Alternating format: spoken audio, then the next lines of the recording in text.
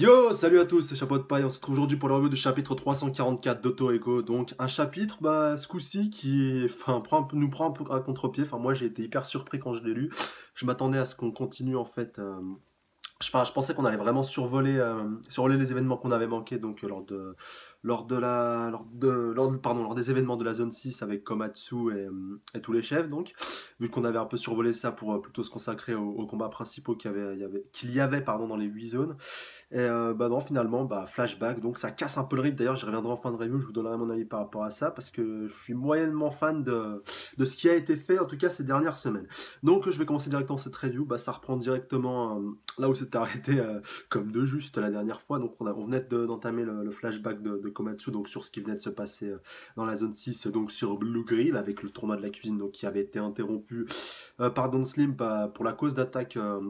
Des esprits de nourriture, donc ils sont passés par la porte des esprits de nourriture. Ce coup-ci, c'est un petit peu plus clair. Je me rappelle plus si on avait déjà été informé de cette porte des esprits qui se trouvait donc sur Blue Grill. Et donc là, c'est vraiment merci l'auteur, parce que sur ce coup-ci, tu nous as vraiment, enfin moi, il m'a vraiment permis d'un peu de me remettre dans le bain. Et puis je pense que ça a dû aider pas mal de monde qui avait un peu oublié ce qui s'était passé sur Blue Grill avant les quelques derniers chapitres épiques qui viennent de passer. Et donc il nous met un plan littéralement de Blue Grill avec toutes les zones importantes, donc le Grill Stadium là où se déroule le tournoi, la porte des esprits, donc où vous verrez que beaucoup de choses vont se passer dans ce chapitre-là, en tout cas que ça va être vraiment la zone du conflit majeur pour les chapitres à venir, en tout cas pour ce flashback-là. Et donc, ce chapitre commence déjà directement avec une énorme révélation. Donc, Don Slim, le démon d'appétit d'Ichiryu-sama, Rip, tu nous manques beaucoup. Donc, un démon a décidé de faire revivre son maître, tout simplement. Il a dit il le gueule à tout le monde, en fait, directement en début de chapitre. Nous allons faire revivre Ichiryu-sama. Et tous les chefs, donc, que ce soit enfin, ceux du monde normal plus ceux de Blue Grill, sont tous littéralement sur le cul. Ils disent, vous allez faire comment, machin et tout. Enfin. Est-ce que, par exemple, le menu complet a le pouvoir de réincarner les morts? Ou est-ce que vous avez réuni tous les ingrédients du menu complet? Il leur répond simplement no. Enfin, non, pas, non, pas encore en tout cas. En tout cas, il n'y a rien en tout cas qui est prévu, mais c'est le projet, quoi. Voilà, j'ai un projet, mais il faut encore que je réunisse les différents éléments, enfin ingrédients en tout cas, en tout cas dans le cas présent, pour pouvoir permettre cette résurrection. Et donc, on va voir un peu plus loin dans ce scan que en tout cas, tous vont se diriger vers la porte du monde des esprits pour aller contrer ces esprits de nourriture et pourquoi pas peut-être faire revivre Ichiryu-sama, qui sait. En tout cas, pour ce qui se passe au Great Stadium, c'est tout ce qui se passe de ce côté-là. En tout cas, là, on va vraiment changer de contexte. Déjà, on va commencer par Komatsu, qui, je le rappelle, donc avait décidé de partir à la recherche de Shako-sama, de Shako, du petit garçon en fait qu'il avait rencontré dans les bidonvilles de Blue Grill, qui était assez fan de sa cuisine. Je me rappelle plus exactement ce qu'il lui avait dit. N'hésitez pas à me dire dans les commentaires quels étaient ses rêves et ses projets à ce petit Shako. En tout cas, Komatsu s'était pris beaucoup d'affection pour lui. Et quand il avait vu qu'il avait disparu, il avait vraiment à cœur de l'aider. C'est pour ça qu'il n'avait pas participé à la suite des festivités, en tout cas du tournoi de Grill Stadium. Et donc là, on le voyait qu'il était parti à sa. Enfin, il n'était pas vraiment parti à sa recherche, mais qu'il avait été missionné donc, pour pouvoir se rendre donc à l'endroit où serait censé être reconstitué, recomposé donc le menu complet d'Acacia, donc là où se trouvent pas mal d'ingrédients. Donc je crois que c'est la cuisine gourmet, enfin je me rappelle plus exactement, il y a tellement de bâtiments ou de lieux différents dans ce chapitre déjà, et même dans la zone 6 en général, que c'est assez difficile de s'y retrouver. Sur tout ce chapitre-là, d'ailleurs, je m'en excuse, il y a énormément d'informations. Donc, je vais essayer de vous narrer ça, de vous recouper ça, puis à la fin de faire un bilan global pour que ce soit le plus clair et le plus compréhensible possible. Donc, Komatsu, donc, il se trouve sur le train des enfers pour pouvoir rejoindre cette zone-là. Donc, il est accompagné d'un des cuistots. Donc, vous savez, ils ont tous un masque. Non, je crois pas que ce soit un cuistot, enfin, un vieillard donc, qui connaissait bien Chaco. Et c'est donc lui qui lui indiquait où Chaco était parti. Et puis finalement, c'était un autre de ses collègues donc, qui avait décidé de partir, si mes souvenirs sont bons, en tout cas venir en secours à Chaco, qui, je le rappelle, donc avait été enlevé pour pouvoir être sacrifié donc, pour le menu complet d'Acacia, comme ça a été le cas, enfin comme les Nitros Bleus, on avait vu précédemment, l'avait fait dans la zone 1, et là, comme c'est le cas dans la zone 6 également, pour pouvoir permettre la résurrection du menu complet qui a besoin d'énergie vitale pour pouvoir se maintenir en vie, pour pouvoir tout simplement revivre. Et donc, Komatsu, donc, il se retrouve dans le train avec le petit vieillard donc, qui lui avait, qui s'était pris aussi pas mal d'affection pour Shako, enfin qu'il connaissait un peu plus, donc ils sont amenés à parler de lui. Et donc il lui informe, ce vieillard, que Komatsu devrait commencer, enfin devrait vraiment se mettre sur ses gardes parce que enfin, c'est pas vraiment enfin, Komatsu ne sait pas les risques qu'il encourt à prendre ce train, à se rendre dans cette zone-là, parce qu'il risque de perdre son âme, comme tous les habitants en fait qui portent un masque enfin, dans cette zone de Blue Grill, c'est tout simplement parce qu'ils ont perdu leurs âmes et que c'est un peu une sorte de renouvellement, un cycle qui se répète, et que donc qu'ils ne sont plus vraiment maîtres de leur destin, maîtres de leur destinée. Et Komatsu lui répond fièrement: moi je n'ai pas peur de la mort. Vu qu'il était déjà mort déjà dans la zone précédente, il lui dit qu'il a déjà eu affaire à ce genre de choses et qu'il ne faiblira pas. D'ailleurs, ça me permet de rebondir d'ailleurs par rapport à ce que j'avais dit vis-à-vis de Komatsu précédemment. Bon, je l'avais déjà dit, mais je suis vraiment fan de lui depuis qu'il est rentré dans le monde gourmet. C'est vraiment devenu un vrai bonhomme. Et en tout cas, ça fait plaisir, surtout quand on voit comment il était au début du manga. C'était un vrai trouillard qui se reposait qui faisait que se reposer sur Toriko, et maintenant vraiment il prend les choses en main et il est vraiment un personnage majeur et extrêmement important, hyper important pour ce qui se passe. Enfin, Toriko serait pas pareil sans Komatsu. Enfin, de même qu'il serait pas pareil sans Toriko, mais Komatsu, il a vraiment un rôle vraiment de plus en plus important au fur et à mesure que l'arc avance et que le manga avance de manière générale. Et en tout cas, moi, c'est pour mon plus grand plaisir parce que je suis un fan inconsidéré de Komatsu, en tout cas, que ce soit en tant que chef, que ce soit en tant que personne et que ce soit en tant que charisme. Parce que maintenant, oui, Komatsu a du charisme. Bon, il porte toujours des sortes de slip, comme on l'avait vu dans l'arc de Mel, pour ceux qui s'en rappellent. On avait eu l'occasion de le voir en slip. C'était assez tragique, mais c'était marrant. Et voilà, ça ajoute du charme. Ça ajoute du punch et de la. Comment on pourrait appeler ça? Du charisme, ouais, je pense que c'est le terme qui correspond le mieux. Ça ajoute du charisme et de la sympathie vis-à-vis de Komatsu. Donc, pour continuer, donc, il continue à parler avec le vieillard par rapport donc au danger qu'encourt Komatsu, et puis lui dit qu'il a rencontré au cours de sa vie différents personnages. Donc il y a une petite rétrospective en arrière-plan avec toutes les personnes bizarres qu'il a rencontrées, et dit que le temps qu'en fait tu restes toi-même, même s'il t'arrive des choses, même s'il t'arrive beaucoup d'événements, même si tu restes le même, tu ne changes pas au cours du temps, c'est pas grave parce que tu seras toujours toi-même en fait, en fin de compte. Même si ton apparence elle change, même si tu es quelqu'un de complètement bizarre, complètement loufoque, tu es toi-même et c'est la chose la plus importante qui compte. Et il n'a pas tout à fait tort par rapport à ça, donc il est vraiment assez confiant et impatient en tout cas de mettre la main sur peut-être le menu complet d'Acacia. En tout cas, c'est l'espoir qu'il a. Il a même, même à un moment, il dit: j'espère que je pensais pas qu'on réunirait aussitôt le menu complet. Donc ça montre encore une fois que le manga est en train d'avancer. Bon, encore une fois, c'est pas totalement fait, mais il y a de fortes chances en tout cas qu'ils récupèrent un ou plusieurs ingrédients. Enfin, en tout cas, à Nother, c'est déjà fait, comme il l'a dit à Toriko. Mais que Komatsu, déjà dans cet arc-là, se retrouve en contact d'autres ingrédients et qu'il puisse peut-être en apprendre un peu plus d'eux, tout ça. C'est intéressant par rapport à la suite parce que je suis persuadé qu'à un moment ou un autre, vers la fin du manga, ce sera lui qui sera amené à cuisiner le menu complet, donc tous les ingrédients du menu complet de notre ami Acacia.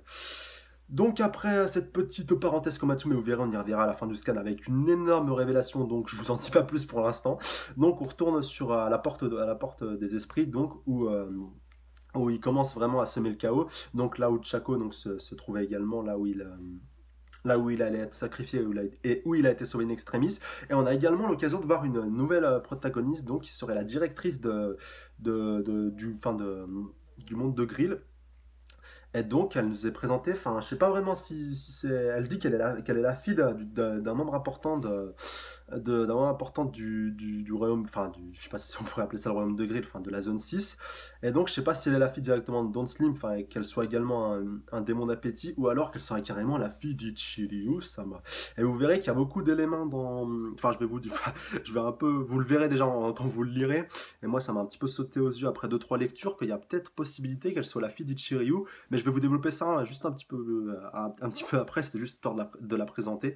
Donc, en même temps, bon, vu que les esprits de nourriture sont apparus par la voie arrière, donc vous connaissez le principe. Donc Don Slim l'a ouvert et puis l'a emprunté avec tous les chefs qui se trouvaient au Kill Stadium pour pouvoir se téléporter rapidement à la porte des esprits de nourriture. Et là, on voit Don Slim littéralement en train de pousser un énorme rugissement pour pouvoir désintégrer littéralement tous les esprits de nourriture qui étaient sortis. Et donc les autres chefs lui soulignent que si les esprits ont été amenés à sortir, c'est qu'il y a quelque chose à l'intérieur, donc à l'intérieur du monde des esprits qui les a poussés à sortir, donc ils ont senti une menace, ils se sentaient plus en fait en sécurité, et c'est pour ça qu'ils ont forcé cette porte pour pouvoir sortir. Et donc pour en revenir à ce que je disais vis-à-vis donc vis-à-vis de Mail, donc la directrice enfin la directrice des opérations, en tout cas vis-à-vis de la recréation du menu complet d'Acacia.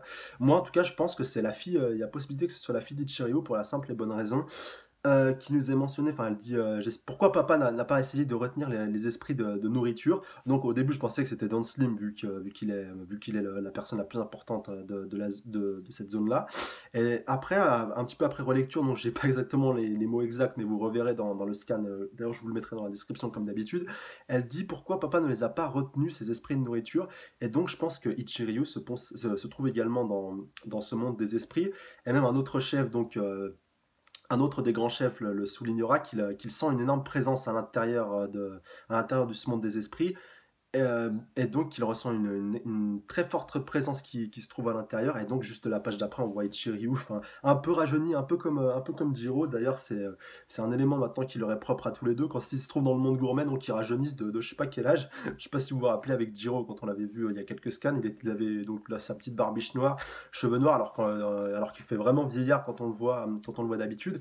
Et là on voit Ichiryu donc tout en muscle avec ses cheveux longs, enfin un peu comme quand il était jeune, avec sa petite moustache donc qui nous montre vraiment que c'est lui. Et donc il y a de fortes chances qu'il se trouve à l'intérieur de cette porte des esprits, et donc Don Slim arrive à le ramener à la vie, puis à le ramener de ce monde-là en tout cas, de ce monde des esprits de nourriture. Et donc oui, c'est l'élément je disais qui nous prouve qu'il y a de fortes chances que ce soit le père donc de Mail Sama, la directrice. La directrice des opérations de la résurrection du menu complet d'Acacia. Bon, je sais, c'est un petit peu long. Donc, puis aussi un autre fait qui pourrait aller dans ce sens-là. Donc, mais bon, elle est un petit peu tentaculaire par-ci par-là. Enfin, elle n'est pas tout à fait humaine. C'est un petit peu bizarre. On se demande si Chiryu est son père, on se demande avec quoi il a copulé pour pouvoir avoir une fille pareille. Mais d'autres, enfin, elle a les traits qui lui ressemblent un petit peu. Elle a la même couleur de peau que lui. Vous vous rappelez donc, Ichiryu avait la peau un petit peu mate, un petit peu café au lait. Et c'est un peu le cas aussi pour Mel, en tout cas quand on le voit dans ce scan-là. Et donc, bah, enfin, en tout cas, de ce côté-là, du côté de la porte des esprits, ça s'arrête de ce côté-là, donc avec cette page sur Ichiryu. Donc, est-ce qu'il va revenir dans les scans prochains, peut-être directement dans le prochain, qui sait, enfin, pourquoi pas. Et donc, la dernière page, j'en arrive directement à la dernière page de ce scan, où Komatsu arrive enfin, donc à cet endroit où est censé se trouver l'intégralité des ingrédients qui composent le menu complet d'Acacia. D'ailleurs, je sais pas, enfin ça n'a pas été clairement présenté dans le plan que nous a montré l'auteur au début de ce scan. Après, peut-être c'est moi qui n'ai pas compris. Dites-le moi dans les commentaires si c'est un peu plus clair pour vous, si c'est un peu plus limpide. Donc Komatsu arrive à une zone qui est un petit peu similaire à la zone donc, où c'est en train de cuisiner le menu complet. Mais je pense pas que ça se trouve au même endroit. Où je pense plus que c'est un endroit où il stocke plutôt les ingrédients du menu complet plutôt qu'il les cultive ou qu'il les recuisine comme c'est le cas vers la porte des esprits, ça c'est clair. Mais en tout cas, dites-moi dans les commentaires si pour vous c'est un peu plus clair, si vous pouvez éclairer ma lanterne vis-à-vis de ça. Donc Komatsu arrive dans cette zone-là, donc où sont supposés se trouver les ingrédients du menu complet d'Acacia, et il tombe sur une femme. Donc, grosse surprise, grosse révélation. Donc, elle a les cheveux un peu pétés en l'air, un peu de partout. Et donc, la question qu'on a à la fin de cette scan, qui est cette femme? Bordel, qui est cette femme? Je ne vois pas qui ça peut être. Enfin, j'ai une possibilité, mais pour moi, elle n'est pas crédible. Pour la simple et bonne raison que, bon, je vais vous le dire. Pour moi, cette personne, c'est Froze, donc la cuisinière à l'époque, enfin, à l'époque où Acacia était jeune, où il était gentil, où il a cultivé God et où il était vraiment le plus grand gourmet hunter que le monde ait connu. Bon, il l'est toujours, mais sous une forme différente. Enfin, bref, à l'âge d'or d'Acacia, comme je l'ai déjà dit précédemment. Frozo était donc sa cuisinière. Moi, après, on a appris qu'elle est morte. Mais comme par hasard, Joa, qui contrôle l'Intros Bleu et qui est la patronne de Néo, un peu entre guillemets, et qui a un peu les mêmes buts que le démon d'appétit d'Acacia. Donc, Joa, comme je le disais, elle avait les mêmes traits que Frozo, et donc beaucoup pensaient, enfin, moi y compris d'ailleurs, que Frozo avait donc récupéré que Joa, pardon, c'était le corps de Frozo, mais un peu nitrofié, si vous voyez ce que je veux dire. Enfin recréé, reconditionné pour servir les Nitros et pour servir God et pour servir Neo à plus ou moins grande échelle. Et donc là, on voit cette personne apparaître. Donc après, peut-être c'est Joa qui s'est téléporté dans cette zone-là, vu qu'on sait qu'elle a la possibilité vu qu'on sait qu'elle a la possibilité de changer de zone comme elle l'avait fait lors de son combat face à Midora. Donc peut-être que c'est Joa tout simplement, mais ou alors peut-être que c'est Froze qui a réussi à revenir d'entre les morts d'une manière naturelle ou pas, parce que là elle nous est présentée un peu d'une manière menaçante. En tout cas, gros point d'interrogation par rapport à l'identité de cette personne. D'ailleurs, laissez-moi vos avis dans les commentaires. Pour vous, qui est cette femme? Qui est cette personne? Enfin, après, peut-être c'est un mec, mais en tout cas, pour moi, il y a de fortes chances que ce soit cette femme. Alors, est-ce que c'est Joa? Est-ce que c'est Froze? Ou est-ce que c'est les deux? Pourquoi pas? Alors, donc, laissez-moi vos avis dans les commentaires. Ça m'intéresse au plus haut point. Voilà. Donc, bah, comme d'habitude, n'hésitez pas à mettre un petit pouce bleu si cette review et si ce chapitre vous ont plu. Ça fait toujours plaisir et puis ça permet de voir un petit peu, de jauger la température par rapport à Toriko. Abonnez-vous à la chaîne donc si ce n'est pas déjà fait pour être les premiers avertis de mes prochaines reviews. Et surtout, n'hésitez pas à partager la vidéo avec un maximum de personnes, vu comme je vous l'avais dit, que Toriko commence un petit peu à accélérer et qu'il y a de fortes chances que ça se termine dans pas très très longtemps. Bon, allez, au grand max, on va dire une année, mais il y a de fortes chances que ça se termine un petit peu avant. En tout cas, à mon avis, ça n'engage que moi, encore une fois. Donc, partagez au max cette vidéo pour qu'on puisse être le plus de personnes possible à débattre là-dessus. Aussi, je tenais à m'excuser pour la sortie tardive de cette review. J'étais un peu pris de court. J'ai attendu le chapitre depuis vendredi, samedi et tout. Finalement, il est sorti samedi soir. J'étais vraiment claqué, donc j'ai pas pu faire la review ce samedi. Donc, vous l'aurez que aujourd'hui, donc dimanche. Donc, 1000 excuses par rapport à ça. Donc, voilà, bah, ce sera tout pour moi. Salut à tous. Sayonara!